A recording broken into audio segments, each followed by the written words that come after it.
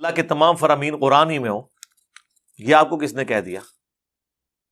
قرآن میں کئی ایک ایسی چیزیں ہیں جو اللہ تعالیٰ نے سنت کے ذریعے سکھائی ہیں، حدیث قدسی کو تو چھوڑ دیں، یہ تو بعد میں ڈسکس کریں گے۔ جو بابا جی ایک آئے تھے ایک دفعہ، وہ کچھ عرصہ پہلے، وہ لاہور سے، تو وہ پوری کی پوری تقریر کرتے جا رہے تھے۔ میں نے تقریر کا جواب تو نہیں دینا تھا، میں نے تو ایک بات سے سٹارٹ کیا، کیونکہ جب آپ ایک بات کا جواب دیتے ہیں پھر آگے چلتے ہیں۔ یہ نہیں ہے کہ بندہ 50 باتیں کھول کے بیٹھ جائے تو آپ نے 50 کے جواب دینے ہیں، نہیں، پہلے ایک بات سے سٹارٹ لیں تاکہ آپ کو یقین ہو یہ سیکھنے آیا ہے، جو کہ وہ نہیں آئے تھے، کیونکہ انہوں نے کہا کہ میں آج سنان آیا۔ پھر مجھے صبر آ گیا، میں نے کہا ٹھیک ہے سناؤ، پھر اسی سننے جو مرضی سناؤ۔ یہ شرک نہیں ہے، قرآن کے ساتھ ایک برا، بالکل میں آپ کے ساتھ ہوں، لیکن میرا آپ جی جی یہ کہہ رہے قرآن جی یا تو قرآن کو مکمل نہ مانو جی اگر مکمل آپ نہیں نہ مان رہے قرآن کو، میں کیا کروں؟ نہیں مان رہے آپ، حج کے مہینے نہیں نکال رہے اس میں سے۔ میری تو اتنی بڑی بات کہنا یہ آپ 50 باتیں بھی کریں گے نا، میں نے ادھر ہی آنا ہے کہ قرآن میں حج کے مہینے کہاں ہیں، تو سر وہ کوئی بات ہی نہیں ہے۔ تو نکالے نا۔ کھیرنے میوے کتنے نے دو پا کے نہ نہ نہ نہ سرکار نہ، یہ چیزیں ان چیزوں کا علم نہیں ہے، یہ انسانوں کی لکھی ہوئی ہے نا، عاموں کی لکھی ہوئی ہے۔ آپ میں کوئی شے نہیں، میری نظر میں جو سمجھتا ہوں قرآن کے سامنے حدیث، تو قرآن کو آپ کیوں نہیں مانتے پھر؟ اور میں قرآن کو آپ کہہ رہے ہیں آج کے مہینے نہیں لکھے ہوئے اس میں۔ انسانوں کو ساتھ میں ایک منٹ، اچھا ہو گیا بیٹھے۔ اچھا ایک منٹ، نماز کے طریقے تک تو ہم نے جانا ہی نہیں ہے نا۔ انہوں نے سورہ بقرہ پڑھی ہے نا، سورہ بقرہ میں آیت ہے الحج اشہر معلومات، حج کے مہینے سب کے علم ہے۔ بتائیں قرآن میں حج کے مہینے کہاں ہیں اور ٹائم قیامت تک ہے؟ یہ میرا آپ سے سوال ہے، میں آپ کو قیامت تک دیتا ہوں، اس کے بعد بھی اللہ کے سامنے پیش ہونا ہے نا۔ جی جی، تو اللہ کا شکر دیکھیں، آج میں نے آپ کو قرآن اور سنت کی اہمیت پہلے ہی بتا دی تھی، وہ سوال ہو چکا ہے۔ ہر بندہ عالم نہیں سکتا، 40,000 ہر بندہ ڈاکٹر نہیں بن سکتا، ہر بندہ انجینئر نہیں بن سکتا۔ نہیں کوئی نہیں، ان کا رائٹ ہے یار، ان کو غصہ نکالنے دیں اپنا۔ نہیں کوئی نہیں، ان کا رائٹ ہے یار، ان کو غصہ نکالنے دیں اپنا۔ نہیں کوئی نہیں، ان کا رائٹ ہے یار، ان کو غصہ نکالنے دیں اپنا۔ ٹھیک اچھا یہ بھی تو ہے نا بیٹی۔ یار، آپ لوگوں میں سے کسی نے ان کے ساتھ نہیں ہونا، وہ میرے سے بات کر رہے ہیں۔ انکل جی حج کے مہینے، اور چھوٹا سر، ایک سوال میں نے آپ سے پوچھا ہے قرآن میں حج کے مہینے کہاں ہیں؟ اور سر میرے نہیں ہے، نہیں ہوں گے۔ اچھا میں نہیں، قرآن میں لکھا ہے الحج اشہر معلومات، حج کے مہینے سب کے علم میں۔ ان پڑھ ہوں تو پھر سیکھے نا، تو میں تو پڑھا لکھا ہوں نا۔ ادھر میرے پاس ہے، میں وہ بیان کرنے آیا ہوں۔ اچھا آپ بیان کر رہے ہیں، اچھا اچھا ٹھیک ہے، میں سمجھ گیا ہوں۔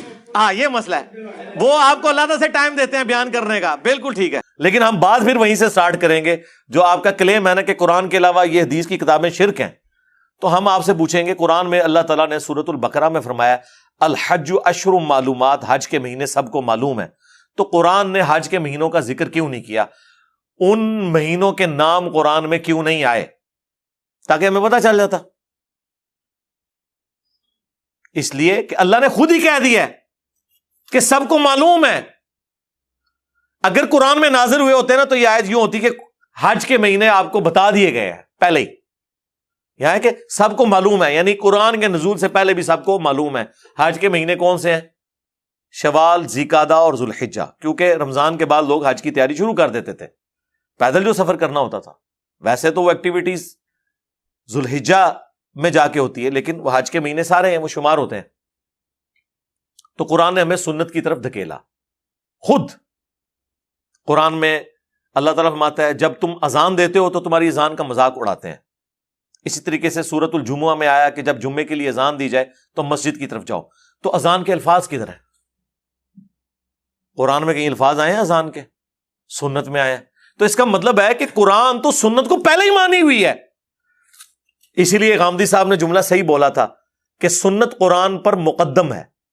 یہ مقدم سے مراد افضلیت والا نہیں، یعنی سنت پہلے تھی، قرآن بعد میں نازل ہوا ہے۔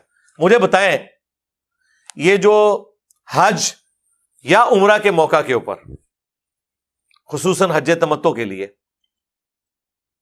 جانور قربان کرنا، یہ سنت ابراہیمی ہے نا؟ ایسا ہی ہے نا؟ حج سنت ابراہیمی ہے نا؟ تو یہ جو حج کی جو سنت ابراہیمی ہے، یہ قرآن کے نازل ہونے کے بعد سے ہے یا قرآن کے نازل ہونے سے پہلے سے ہے؟ پہلے سے، قرآن میں موجود ہے۔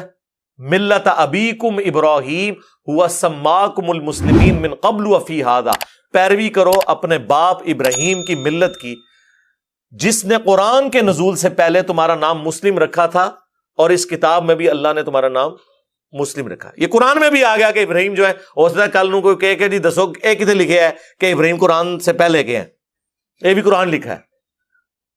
ملت ابیکم ابراہیم ہوا سماکم المسلمین من قبل وفی ھذا، اس سے پہلے ابراہیم نے تمہارا نام مسلم رکھا، اور اس کتاب میں بھی اللہ نے نام مسلم رکھا۔ اچھا، ابراہیم قرآن سے پہلے ہیں تو حج تو پہلے سے چل رہا ہے، اس کا مطلب ہے سنت ابراہیمی قرآن سے مقدم ہے، پہلے سے چل رہی ہے۔ سنت ابراہیمی جو چل رہی تھی اس کو قرآن نے آ کے انڈورس کیا، جو غلطیاں تھیں وہ ہائی لائٹ کی، نبی الاسلام کے ذریعے شریعت کی خرابیاں دور کی گئیں۔ سمجھ آ گئی آپ کو بات؟ سمجھ آ رہی ہے نا؟ ہاں، تو یہ قرآن ہی نے ہماری رہنمائی کی ہے سنت کی طرف۔ تو وہ سوال کیا تھا؟ ہاں، حدیث قدسی۔ تو لہٰذا اب یہ تو سوال بہت چھوٹا رہ گیا نا، تو جتنی سنتیں ہیں، نماز کا طریقہ، حج کا پورا طریقہ، نماز میں پڑھے جانے والے اذکار، یہ سب کی سب چیزیں سنت سے ٹرانسفر ہوئی ہیں۔ اسی میں اگر ایک حدیث قدسی بھی ٹرانسفر ہو گئی تو کوئی فرق پڑتا ہی نہیں۔ قرآن میں ہے کہ ہم نے تمہیں مکے میں حکم دیا تھا کفو ایدیکم، سورہ النساء میں، کہ اپنے ہاتھوں کو بندہ رکھنا ہے، جہاد کی اجازت مدینے میں ملے گی، لیکن پورے قرآن میں کہیں آیت موجود نہیں کفو ایدیکم۔ اگر یہ لکھا ہوا ہے قرآن میں کہ ہم نے مکے میں حکم دیا تھا کہ تم نے ہاتھوں کو بندہ رکھنا ہے، تو کسی مکی صورت میں یہ آیت ہونی چاہیے تھی، نہیں ہے، سنت کے ذریعے حکم دیا گیا تھا۔ تو اسی طریقے سے نبی علیہ السلام نے بھی کچھ اللہ تعالیٰ کے فرامین جو وحی غیر مطلوب کے ذریعے یعنی سنت کے ذریعے حضور تک باتیں پہنچی، جس طرح نماز کا طریقہ حضرت جبرائیل نے آ کے حضور کو سکھایا، اور نبی علیہ السلام نے امت کو سکھایا، حضرت جبرائیل کو اللہ نے سکھایا۔ تو اب آپ کہیں گے نماز کا طریقہ اگر اللہ نے سکھایا تھا تو قرآن میں کیوں نہیں ہے؟ سمجھ آئی بات کی؟ اگر نماز کا طریقہ اللہ نے سکھایا تھا تو قرآن میں کیوں نہیں ہے؟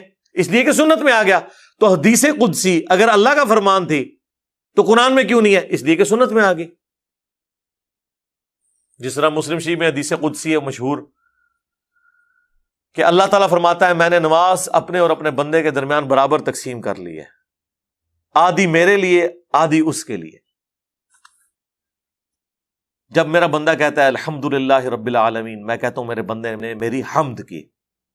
جب وہ کہتا ہے الرحمن الرحیم، تو میں کہتا ہوں میرے بندے نے میری ثنا بیان کی۔ جب وہ کہتا ہے مالک یوم الدین، تو میں کہتا ہوں میرے بندے نے میری بزرگی کا اعتراف کر لیا کہ قیامت کے دن کا مالک میں ہوں۔ اور جب وہ کہتا ہے ایاک نعبد و ایاک نستعین، تو یہ میرے اور میرے بندے کے درمیان کامن بانڈ ہے، یہ کامن بانڈ ہے، ایاک نعبد و ایاک نستعین، عبادت تیری کریں گے، دعا تجھ سے مانگیں گے۔ اور جب وہ کہتا ہے اہدنا الصراط المستقیم صراط الذین انعمت علیہم غیر المغضوب علیہم ولا الضالین آمین، تو میرے بندے نے جو مجھ سے مانگا میں نے اسے عطا کر دیا۔ تو یہ حدیث قدسی ہے کہ میں نے نماز اپنے اور اپنے آدھی تقسیم، یعنی آدھی اس طرح ہے کہ 3 آیتیں اس طرف ہیں، 3 آیتیں اس طرف ہیں۔ پہلی 3 آیات جو ہیں الحمدللہ رب العالمین الرحمن الرحیم مالک یوم الدین، یہ اللہ کی تعریف ہے، اور آخری 3 آیات اللہ سے دعا ہے جو بندے کے لیے ہیں کہ بندہ اللہ سے مانگتا ہے۔ ایاک نعبد و ایاک نستعین تو کامن ہو گیا نا، اہدنا الصراط المستقیم صراط الذین انعمت علیہم غیر المغضوب علیہم ولا الضالین آمین۔